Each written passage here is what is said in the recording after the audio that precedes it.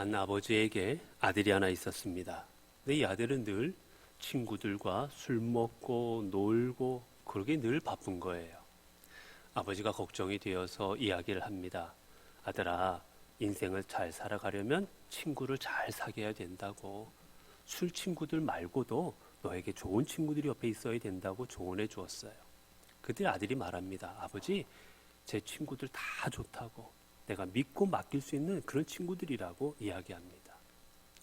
아들에게 가르침을 주고 싶었던 아버지는 한밤중에 집에 있던 돼지를 잡습니다. 돼지를 잡아서 그 피를 아들의 옷에 묻히고는 자, 이제 내 친구들한테 한번 가보라고. 가서 도와달라고 요청해봐라 라고 이야기해요. 아들이 자신만만하게 친구들 집에 갑니다. 한밤중에 문을 두드려요. 친구들이 잠에서 깬 눈으로 와서 무슨 일이냐고 묻습니다. 그때 이야기하지요. 내가 실수해서 사람을 죽였노라고. 어떻게 해야 될지 모르겠다고.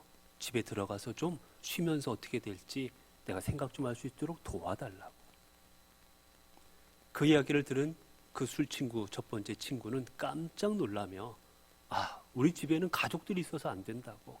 우리 집에는 가족이 있으니까 다른 친구한테 가보라고 얼른 문을 닫고 들어가 버려요. 속상했지만 너 아니면 또 없냐라는 마음으로 두 번째 친구한테 갔습니다. 그 친구 역시 나와서 무슨 일이냐 묻자 같은 말을 했어요. 그 이야기를 들은 그 친구 또한 우리 집에는 어린애들이 있어서 안 된다고. 딴 데 애들 다 없는 집에 가보라고 얼른 문 닫고 또 들어가 버립니다. 세 번째, 네 번째, 다섯 번째 계속해서 갔지만 이런 핑계 저런 핑계 다 문을 닫고 들어가서 나오질 않는 거예요. 결국 의기소침해서 가만히 있는 그 아들을 아버지에게 이야기합니다. 내 지게를 내게 다오. 그리고 그 지게를 지고는 아버지 친구에게로 갑니다. 그리고 문을 두드립니다. 그저 아버지 친구가 나와요. 이야기합니다. 내가 부지 중에 내가 실수해서 사람을 죽였노라고. 어떻게 될지 모르겠다고 좀 도와달라고. 그래서 깜짝 놀라며 그 친구가 빨리 집에 들어오라고. 우리 집에서 어떻게 해야 될지 생각해 보자고 얼른 아버지를 이끌고 집으로 들어갑니다. 그날 그 집에는 큰 잔치가 벌어졌다라는 이야기입니다. 여러분, 진정한 친구는 어떤 친구이겠습니까? 먹고 놀고 내게 무엇인가 사람들에게 나누어 줄 게 있을 때는 내 곁에 와서 친한 척하는 친구, 그 친구가 진짜 좋은 친구입니까?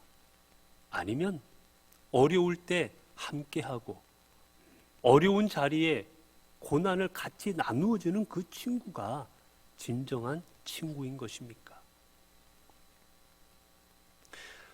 우리에게 진정한 친구요, 진정으로 함께 살아갈 사람들은 어려울 때 함께하는 사람, 힘든 일이 있을 때 함께한 사람들인 거죠. 주님께서는 누가복음의 선한 사마리아인의 비유를 통해서 우리에게 참된 이웃이 누구인지를 가르쳐주고 계십니다. 한 유대인이 길을 가다가 강도를 만나서 얼마나 매를 맞았든지 거반 죽게 되어서 피투성이가 되어 길거리에 버려졌습니다. 누군가가 도와주지 않으면 죽을 수도 있는 처지였어요. 때마침 제사장이 지나갑니다. 같은 민족이고 하나님의 삶을 감당하는 제사장이니 당연히 도와줄 것 같은데 이 제사장 생각에 내가 저 사람을 만지면 내 몸에 피가 묻을 것이고 그 피가 묻으면 부정한 사람이 되고 혹이라도 저 사람이 죽어버리면 나는 더 부정한 사람이 되어서 내가 제사장의 직분을 한동안 감당할 수 없을 것 같으니 안 되겠다. 누군가 도와주겠지. 그냥 잽싸게 가버립니다. 두 번째, 레위인이 지나갑니다. 레위인도 성전에서 제사를 돕는 사람, 성전의 일들을 돕는 사람들이었어요. 마찬가지로 와서는 저 사람을 내가 도와줬다가 혹시라도 내가 부정하게 되면 내가 또 성전 일을 감당하지 못하게 되니 내 뒤에 누군가가 또 오겠지라는 마음으로 그 사람 역시 지나가 버립니다. 그 뒤에 유대인들로부터 짐승만 또 못하고 저 지옥에 불쏘시개로 만들어졌다고 여겨졌던 이방인이라 그들이 업신여겼던 사마리아 사람이 그것을 지나가다 그 사람을 보게 되지요. 그리고는 그를 일으켜 세우고 그리고 그를 도와주고 그를 숙소에 데려가서 그를 치료해주고 혹 자기가 떠나올 동안에 치료비가 부족하면 더 주겠노라고 치료해달라고 그 주인에게 돈을 맡기고 여러 가지로 도와주고 그 고난의 자리에 함께합니다. 주님께서는 말씀하십니다. 누가 선한 이웃인가? 그리고 너희도 가서 이와 같이 하라 말씀하십니다. 여러분, 진정한 이웃, 진정한 가족, 진정한 친구는 좋을 때 함께 있는 사람이 아니라 괴롭고 어렵고 힘들 때 함께하는 사람, 그 사람이 진정한 가족이요, 진정한 이웃이요, 진정한 친구인 것이지요. 하나님께서는 우리 모두를, 우리 한 사람 한 사람을 다 하나님 나라의 일꾼으로 불러주셨습니다. 그리고 우리를 통해서 하나님 나라를 이루어 가도록 저희들에게 허락하여 주셨습니다. 그런데 하나님 나라의 일꾼으로 부름받은 오늘 우리의 문제는 무엇이냐? 바로 우리는 하나님 나라 일꾼으로 부름받았음에도 일꾼답게 살아가지를 못하고 있다는 거예요. 일꾼이 뭘 어떻게 해야 되는지를 알지 못하고 그저 살아가고 있다는 겁니다. 본문 속의 제자들의 관심은 하나님 나라의 일꾼으로 부름받았던 그들의 관심은 오직 하나, 내가 어떻게 하면 좀 더 높은 자리를 차지할까? 내가 어떻게 하면 좀 더 사람들 앞에 인정받는 자리에 들어갈 수 있을까? 오직 관심은 그것 하나뿐이었습니다. 그래서 그들은 주님의 가르침에도 불구하고 마지막 순간까지도 우리 중에 누가 높을까를 가지고 서로 논쟁하고 서로 싸움을 하고 있었지요. 그들에게 주어진 이 마지막의 귀한 시간을 그들은 누가 높냐를 가지고 싸움하는 것으로 인생을 마지막 시간을 허비하고 있었던 것입니다. 오늘 우리도 내가 하나님 나라의 일꾼임을 기억하고 하나님 나라의 일꾼답게 살아가지 못하고 있다면, 오늘도 우리가 하나님 나라가 아니라 내 자신을 위해 살아가고 있다면 우리 또한 하나님께서 주신 귀한 이 시간을, 우리의 인생을 허비하고 살아가고 있는 사람이라는 것입니다. 그렇다면 오늘 우리는 하나님 나라의 일꾼으로 어떻게 살아가야만 하는 것입니까? 오늘 본문 속에도 주님은 여전히 어리석고 여전히 자기밖에 모르고 도저히 하나님 나라의 일을 맡길 수 없을 것 같은 그 제자들임에도 불구하고 그들에게 하나님 나라의 사명을 맡기십니다. 그 이유에 대해서 오늘 본문이 이렇게 말하죠. 28절입니다. 나의 모든 시험 중에 항상 나와 함께한 자들인즉 내 아버지께서 나라를 내게 맡기신 것 같이 나도 너희에게 맡겨. 여러분, 형편없었어요. 주님이 3년을 가르쳤지만 그 가르침을 깨닫지 못하는 어리석은 자들이었습니다. 어떻게 하면 주님의 뜻을 받들고 주님의 나라를 이루어갈까 하고 고민이 아니라 그저 어떻게 하면 내 자신을 높일 수 있을까가 그들의 관심이었던, 하나님 나라랑 거리가 멀었던 제자들이에요. 그럼에도 주님은 이들을 버리지 아니하시고 아무리 생각해도 니들 갖고는 안 되겠구나, 너희들로서는 하나님 나라 이루어갈 수 없다라고 포기하지 아니하시고 그들에게 하나님 나라를 맡기십니다. 그 이유는 바로 오늘 본문에 보는 것 이것입니다. 모든 시험 중에 항상 나와 함께한 자들인즉. 그들에게 하나님 나라를 부족한 그들에게 맡기신 이유는 바로 이거예요. 항상 나와 함께하였다. 내 삶의 자리에서 동행하였다라는 것입니다. 여러분, 하나님께서 찾으시는 사람이 누구입니까? 하나님께서 오늘 찾으시는 사람은 바로 하나님과 동행하는 사람이에요. 미가서 6장 8절의 말씀입니다. 사람아, 주께서 선한 것이 무엇임을 내게 보이셨나니 여호와께서 내게 구하시는 것이 오직 공의를 행하며 인자를 사랑하며 겸손히 내 하나님과 함께 행하는 것이 아니냐. 하나님 우리에게 구하시는 것은 여러분, 하나님과 함께 하는 겁니다. 공의를 행하고 그리고 인자를 사랑하면서 하나님과 더불어 같이 살아가는 삶인 거예요. 이러한 삶을 살아가는 사람을 하나님께서는 귀하게 사용하십니다. 성경에 보면 바로 에녹이 그러했습니다. 에녹이 성경에 보면 에녹에 대해서 이렇게 기록하지요. 에녹이 하나님과 동행하더니 하나님이 그를 데려가심으로 세상에 있지 아니하였더라. 성경에 보면 그는 죽음을 보지 않고 하늘로 올려간 자라고 성경 기록합니다. 여러분, 우리는 모두 죽음을 경험하잖아요. 우리는 다 죽음 앞에서 두려워하기도 불안하기도 합니다. 그런데 에녹은 그 죽음을 보지 않고 경험하지 않고 그대로 하늘로 올라갔습니다.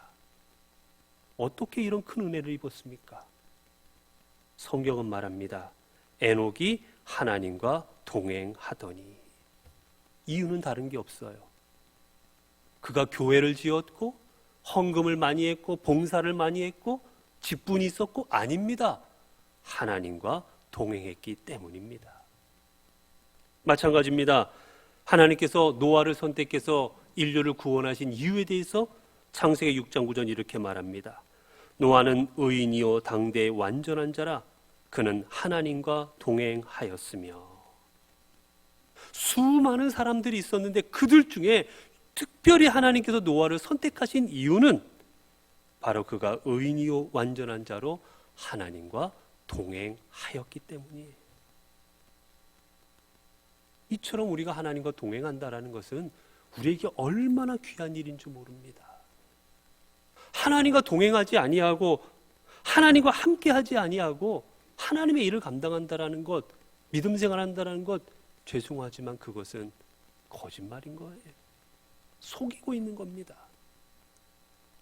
동행한다는 게 뭡니까, 여러분? 동행하다라는 말은 살다, 길을 가다라는 뜻입니다. 즉 하나님과 동행한다라는 것은 하나님과 함께 길을 가고 하나님과 함께 살고 있는 거예요. 함께 먹고 함께 마시고 함께 잠을 자고 함께 이야기를 나누고, 그래서 이 동행하다는 말은 친밀하게 동행하다라는 뜻입니다. 그저 형식적으로 옆에 붙어서 가는 게 아니라 깊은 관계 속에서 같이 가는 거예요. 여러분, 함께 사는 사람은 어떻습니까? 깊은 관계잖아요. 가족들끼리 얼마나 깊은 관계를 유지합니까? 그런 관계로 가는 것, 그게 동행하는 겁니다. 이러한 삶을 살 때만이 하나님 나라를 이루어가는 일꾼으로 쓰임받을 수가 있는 거예요. 여러분, 이러한 동행의 삶을 살기 위해 꼭 필요한 게 있습니다. 그게 뭔지 아십니까? 바로 믿음입니다. 믿음이 있어야 같이 가지요. 여러분, 내가 누군가와 먼 길을 함께 간다고 생각해 보시기 바랍니다. 이 사람 같이 갈 사람을 믿을 수 있어야 되지 않겠어요? 내가 갈 동안에 나에게 힘이 되어주고 나에게 도움이 되어주고 나를 해하지 아니하고 내가 이 길을 함께 가는 동안 내가 그 길을 마지막까지 갈 수 있도록 곁에서 나에게 뭔가 도움이 될 수 있는 사람을 확신이 있을 때, 믿음이 있을 때 그 사람하고 가는 거 아니겠습니까? 함께 사는 것도 마찬가지입니다. 부부가 함께 산다라는 건 남편이 아내를 믿고 아내가 남편을 믿을 때 함께 사는 게 가능한 거예요. 부모가 자녀를 믿고 자녀가 부모를 믿어야만 함께 살 수 있는 겁니다. 결국 우리가 주님과 동행하기 위해서는 예수 그리스도가 우리의 삶의 구원자 되심을, 하나님께서 우리의 인생의 창조주가 되시고 나를 도우시고 이끄시고 역사하실 것을 믿을 때, 그 믿음이 있을 때 주님과 동행하는 삶을 살아가는 거지요. 그럼 여러분, 동행한다라는 것 그냥 살면 끝납니까? 아니에요. 오늘 본문에서는 특별히 어떻게 동행하는 것인가 더 깊이 이야기하십니다.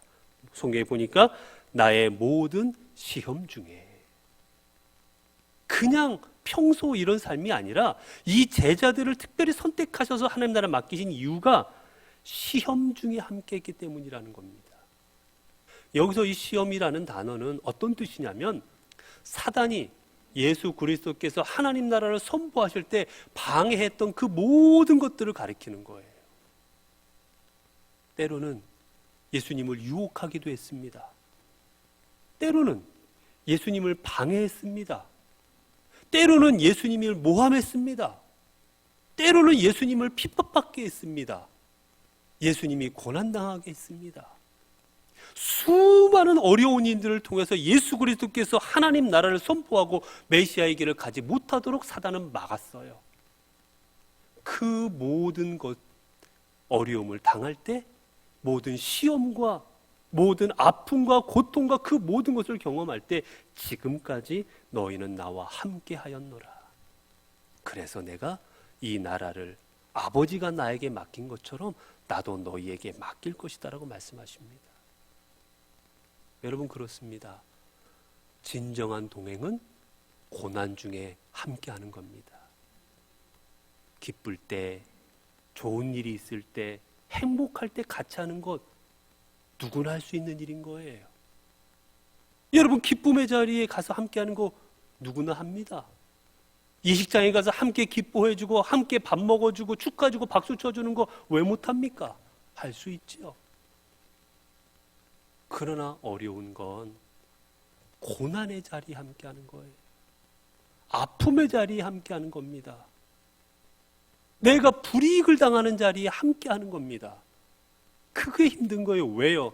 내 자신을 내려놓고 포기해야 되기 때문이에요. 그러나 진정한 동행은 비록 이 일로 인해서 나도 함께 고난당해야 되고, 비록 이 일로 인해서 내가 함께 피해를 봐야 되고, 비록 이 일로 인해서 함께 욕을 먹어야 될지언정, 이 길이 주님이 가시는 길이라면, 이 길이 하나님이 내게 주시는 길이라면 그 길을 꿋꿋이 걸어가는 것, 그게 진정한 동행입니다. 이러한 삶을 살아갔던 사람들, 하나님께서는 그 사람들에게 주님 나라를 맡기셨어요. 대표적인 사람이 누구입니까?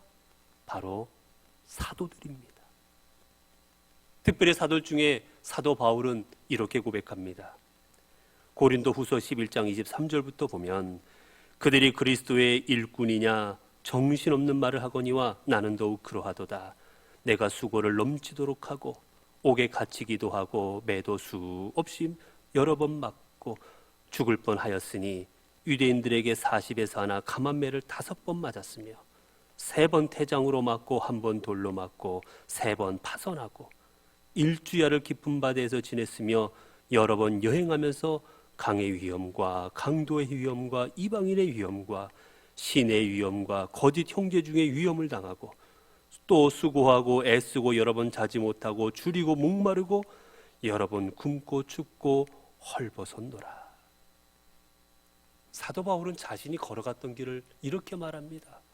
헐벗기도 했고, 그리고 내가 춥기도 했고, 깊은 바다에서 풍랑에 빠져 죽을 뻔도 했고, 때로는 맞아 죽을 뻔도 하고 돌에 맞아 죽을 뻔도 하고 모함도 받고, 내가 지금까지 그렇게 살아왔노라 라고 말합니다. 여러분, 사도 바울은 왜 그가 편안한 삶, 인정받을 수 있는 삶, 사람들 앞에 높임받을 수 있는 삶을 다 포기하고 왜 이런 길을 갔습니까? 왜 하필 고난의 길을 갔습니까? 그건 바로 주님께서 고난의 길을 가셨기 때문이에요. 여러분, 믿는다라는 게 뭡니까? 믿는다라는 것은 주님의 길을 함께 가는 거라고 말씀을 드렸어요. 주님이 어떠한 길을 가셨습니까? 그 주님이 고난의 길 가셨습니다. 우리를 구원하시고자 십자가를 지시는 길을 가셨어요. 우리를 위해서 사람들에게 핍박당하고 모함당하고 욕을 먹는 그 길을 주님이 걸어가셨습니다. 그렇다면 오늘 하나님을 따른 우리들도 주님을 따른다고 하면, 믿는다고 하면 주님 가신 그 길을 함께 가야 되는 것 아니겠습니까?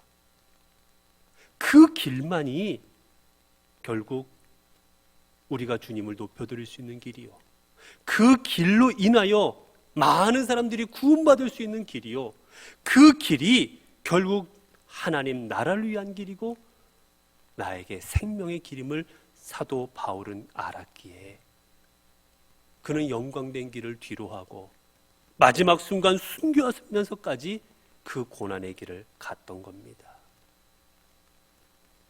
이 길이 주님과 동행하는 길, 이 길이 주님을 위한 길임을 알았기 때문이지요.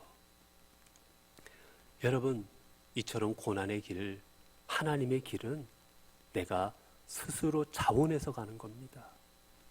누가 옆구리 찔러서 가는 게 아닌 겁니다. 여러분, 하나님의 사명을 감당하는 것도 마찬가지입니다.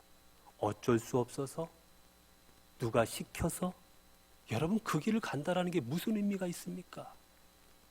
내가 정말 하나님 앞에 하나님 이 길을 통해 주님 영광 나타내겠습니다라고 자원하는 마음이 있어서 그 일을 감당해야지. 어쩔 수 없으니까, 뽑혔으니까 이 일을 한다. 과연 하나님께서 그 사명을 받으시겠습니까? 과연 하나님께서 그렇게 기뻐하시겠습니까? 하나님의 길을 간다는, 그래서 여러분 내 스스로 선택해서 기쁜 마음으로 가는 거예요. 이런 이야기가 있지요. 한 배 유람선이 바다 한가운데를 지나가고 있었습니다. 사람들이 갑판에 나와서 그 바다의 광경을 이렇게 다들 쳐다보고 있었어요. 그러다 그만 한 여자가 실족해서 바다 가운데 떨어져 버렸습니다. 많은 사람들이 어찌하나 발을 동동 굴러요. 파도가 치는 가운데 함부로 뛰어들었다가는 뛰어든 사람마저 죽을 수가 있으니까 다들 어쩔 줄 몰라 합니다. 소리만 지르고 난리 났어요. 그때 한 남자가 과감히 바다로 빠져들어갑니다. 처음에 물에 빠져서 어찌할 바를 몰라 하다가는 조금 있다가 다시 그 여인에게 가서 여인을 구해왔어요. 많은 사람들이 그의 용기와 담대함에 박수를 보냅니다. 수고하였다고, 어떻게 그런 마음으로 저 바다에 죽을 수 있는데 빠졌느냐고. 여러분, 그때 이 남자가 나오면서 한 말이 이걸 하지 않습니까? 누가 나 밀었어? 여러분, 누가 밀어서 들어가서 그 사람을 구했다면, 사람을 구한 건 큰일이지만 정말 그 일이 사람들 앞에 존경받을 일이 되겠습니까? 내가 죽을 수도 있지만, 내 생명이 앗아질 수 있지만 저 사람을 구해야 된다는 마음으로 스스로 뛰어들 때 그 사람이 의인이요, 그 사람이 존경받는 자리에 설 수가 있는 것이지요. 여러분, 오늘 우리가 걸어가야 되는 길, 그 길이 주님과 동행하는 길이라면 우리의 길은 고난의 길임을 기억하시기 바랍니다. 이 고난의 길을 걸어가야만 하나님의 영광된 길을 얻을 수가 있는 겁니다. 제자들은 이것을 깨닫지 못한 채 마지막까지도 주님 앞에 간청을 했습니다. 야고보와 요한 주님 앞에 간청하죠. 주님이 예루살렘에 돌아가시면 나는 오른쪽에, 우리 애는 왼쪽에 우리 한 사람씩 앉혀주십시오. 가장 높은 자리에 앉혀달라는 그런 청탁입니다. 부탁이지요. 진정 하나님 나라가 뭔지도 모르고 청탁하는 이들에게 주님은 이렇게 말씀하십니다. 마가복음 10장 38, 39절을 통해 예수께서 이르시되 너희가 구하는 것을 알지 못하는도다. 내가 마시는 잔을 너희가 마실 수 있느냐? 얘들아, 나는 이 잔, 나랑 같이 가려면 이 잔을 너희도 마셔야 될 텐데 이 잔 마실 수 있겠느냐? 이게 무슨 말입니까? 내가 고난의 잔을 마셔야 되는데, 고난의 길을 가야 되는데 너희가 이 고난의 잔, 고난의 길을 함께 갈 수 있겠느냐? 이 길을 가는 자만이 하나님 나라에서 내 우편에 좌편에 앉게 될 것이다. 그 말씀을 하시는 것이지요. 여러분, 누가 고난의 잔을 마실 수 있습니까? 고난의 잔을 마시는 자는 사랑하는 사람만이 마실 수 있습니다. 내 자식을 사랑하는 자만이 자식을 위해 고난을 기꺼이 감수할 수 있는 거예요. 내 나라를 사랑하는 사람만이 이 나라를 위해서 내 목숨을 기꺼이 내놓을 수가 있는 겁니다. 고난을 감수할 수 있는 겁니다. 하나님을 사랑하는 자만이 하나님을 위해서 내가 당하는 고난을 기꺼이 감수할 수 있는 거예요. 사랑하지 않으면 감수 못합니다. 사랑할 때만 감수하는 거지요. 예수 그리스도께서는 우리를 위하여 십자가의 고난을 당하시고 온몸이 찢어지셨습니다. 당신의 죄도 아닌데, 누가 하라는 것도 아니고 스스로 십자가를 지셨어요. 어떻게 그 길을 가실 수 있었습니까? 우리를 사랑하시기 때문이었습니다. 독생자 예수 그리스도가 십자가상에서 아버지여 아버지여 어찌하여 나를 버리셨습니까? 라고 그 피맺힌 절규를 할 때 하나님께서 저 무도막도 저놈들을 다 쓸어버리라고, 내가 너희에게 보내진 예수 그리스도 독생자를 너희가 저렇게 대접했느냐고 다 죽여버리라고 천군 천사에게 명하고 싶지 않으셨겠습니까? 그러나 주님은 예수 그리스도의 피 맺힌 절규를 외면하셨습니다. 왜 그러셨습니까? 우리를 사랑하시기 때문이었습니다. 사랑하는 자만이 고난의 잔을 함께 마실 수 있는 거예요. 그렇게 보면 오늘 이 땅이 점점 병들어가는 이유는 간단합니다. 진정한 사랑이 없기 때문입니다. 사회가 병들어가고 교회가 병들어가고 이 땅에 수많은 기업과 공동체들이 병들어가는 것, 다 사랑이 없기 때문이에요. 말로는 사랑합니다. 온갖 곳에서 사랑을 이야기합니다. 그러나 진정한 사랑이 뭔지 모르는 거지요.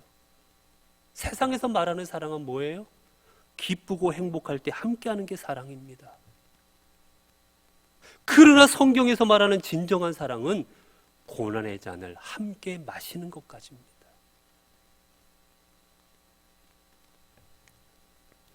사랑하는 성도 여러분, 주님은 여러분을 하나님 나라의 사명자로 불러주셨습니다.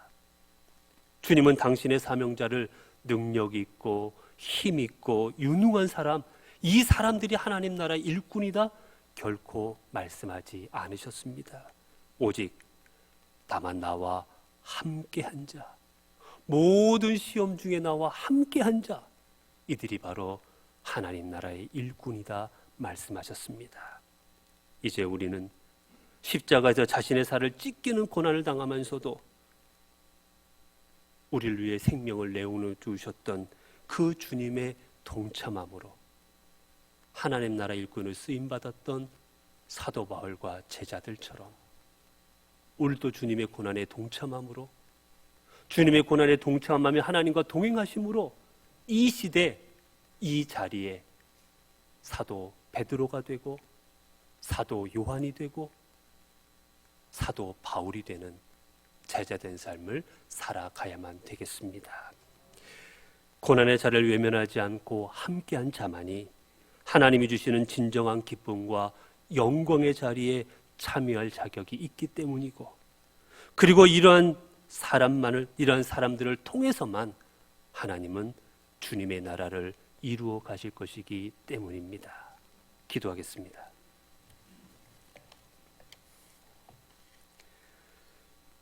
은혜로우신 하나님, 하나님 나라 일꾼으로 선택받은 저희들, 무엇이 진정한 일꾼의 삶인지, 하나님 나라의 귀한 부름받은 자의 삶인지 이 시간 깨닫게 하여 주시니 감사합니다.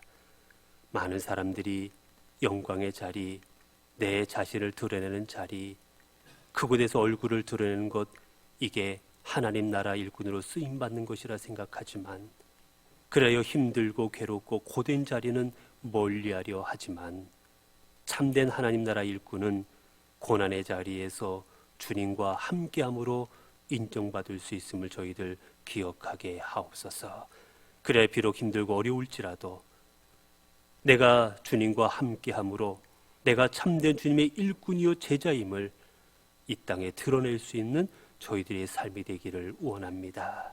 하나님, 그리하여 우리 성도들, 우리 한 사람 한 사람이 이 시대의 사도 바울이 되고 이 시대 베드로가 되고 요한이 되어서 우리의 삶의 자리에서 주님의 나라 일꾼으로 귀히 쓰임받는 저희들이 되게 하옵소서. 우리 주 예수 그리스도 이름으로 기도드리옵나이다. 아멘.